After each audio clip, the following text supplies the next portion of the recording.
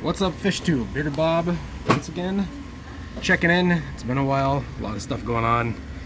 Just wanted to give you a quick little, I guess we'll do some updates of some of these tanks. Right here is this 40-gallon breeder that is housing all of my blue dream shrimp.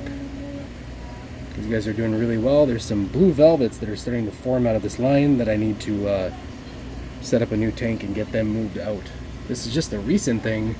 I had been battling culling out a bunch of blue dreams that had gotten some red in them, so I had to start a new tank for those. I also had stuck in all of my Pygmy Corys into this tank, and there should be about 15. And then I had noticed that there was one baby that I noticed a few months back, and looks like it survived pretty well. They always hide when I'm in here, so maybe some other time I can get some footage of them and try to make another video. But they're usually tucked back behind that group of bronze crypts, or way back here behind all of these ones too. Sometimes you can just see them just down there in the brush, just hiding away. They like to hide behind this big chunk of wood and all that. Ooh, we just saw one skedoodle across back there. The other little fish in here are babies from my platinum or super dragon Dumbo mosaic guppy tank. I have a pair of those in a 5.5 gallon tank right now. And they had about 20, 25, maybe even closer to 30 babies. I moved about 20 some odd into here that I could net out. There's still some in there, not a bunch, but so we're just gonna move them into here and raise them up so I can start moving some fish around and maybe sell some coming this spring. Also selling some locally and whatnot eventually. But I just wanted to touch base. It's been so long. I've been busy. We've had a lot of stuff in life going on, and all kinds of stuff, you know, not in my exact life, but going on around us. So it's been tough to find the time to make these videos. But I've been super impressed with the way the plants have grown in this tank. These bronze crypts have just dominated this whole side. They're actually so dominant that they started shading themselves out, and they started growing really tall and lanky in here. I did a little test here, and I cut down one of them to see how well it comes back. So I wonder if I can cut back some of these long, lanky branches and just get some nice, full, lush growth growing a little bit closer to the ground. These crypts, I'm not exactly sure which crypts they are. I think either lucens or something to that effect. These ones are slow growers, and they grow really tight to the ground. This is how they've been. This is actually more than I've ever had. I started off with a couple of plants, and it's literally taken like 2 years to get to this amount, you know, about the size of 2 of my hands put together. They're very slow, but they put out a lot of roots, and they really hold everything together down here. And I kind of like it because it provides a little bit of brush for all these guys to hide in. But it also, it's kind of nice. Some of these, when they get some really direct sunlight, or light from above rather, they do have like a bronze red appearance in some of the under leaves. As you can see, you know, some of them are, where's my finger? There it is. Kind of a orangey red underneath there. We have this Clodophora algae that's kind of taken over the tops of these logs, which is kind of cool. I'd ripped out most of the Christmas moss that I had in this tank. Some pieces obviously I didn't get. You can see some Java moss still clinging to life right down there. There's some flame moss kind of mixed in here. I haven't been able to see it for a while. It used to be down here smashed between these 2 pieces of rock. It's kind of floated off. Yeah, the Christmas moss, I'll just keep kind of pulling it as I get it.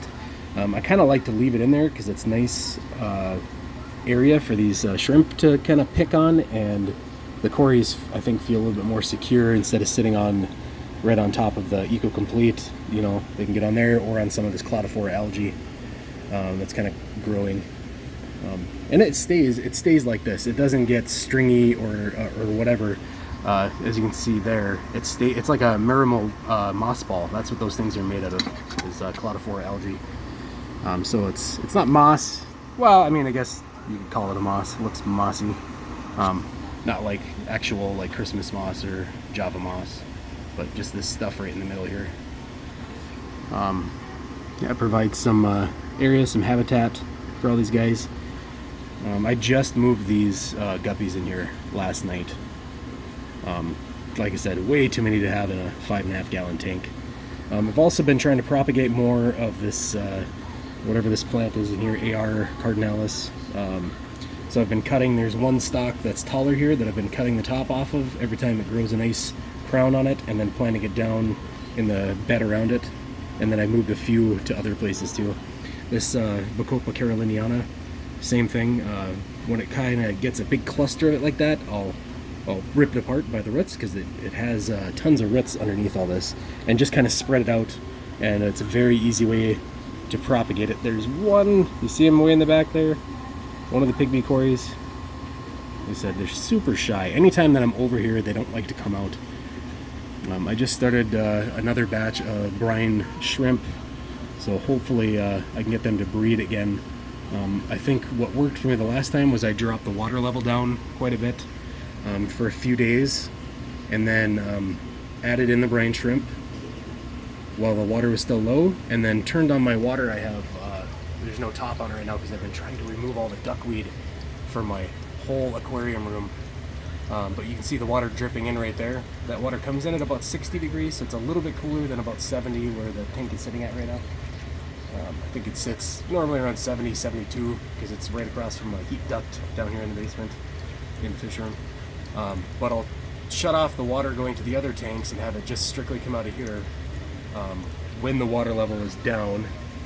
And like I said, I have one baby in here. He's way smaller than the other one, so I know he's new. And I did see one, I picked one out. I'd taken a couple of pictures because I wasn't sure what it was, because it was kind of just floating around in the water. I thought maybe it was some kind of a bug, so I netted it out and put it in a little viewer, you know, little container or whatever, to check it out. And yeah, sure enough, I went online and looked for some pictures of what they would look like as babies, you know, newly hatched, and that's exactly what it was. There was only the one. It's the only one that I've ever saw, and he's, like I said, swimming around here.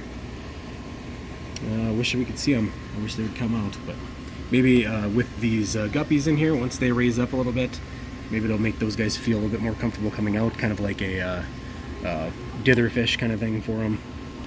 Give them a little bit more confidence. I think they felt a little bit more confident when there was all this whole top was just duckweed. As you can see, like even down here in my pleco tank, I've been netting this stuff out every day, and I still just can't get it. Some of these other tanks, like this one, this is how every tank used to look. And then moving on to this, trying to net out a little bit here and there as much as I can, and then to like this where there's a couple pieces, and then to finally, you know, where I see a couple pieces over here that I'm going to pick out.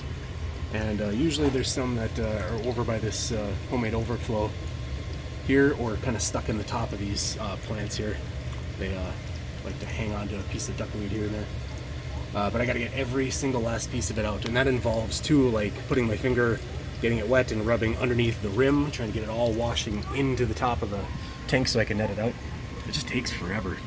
I've spent a lot of time over the last few months just trying to eradicate duckweed, and I've got it out of, I think I have, let's see, I don't know, I probably have 5 tanks where I've completely eliminated it.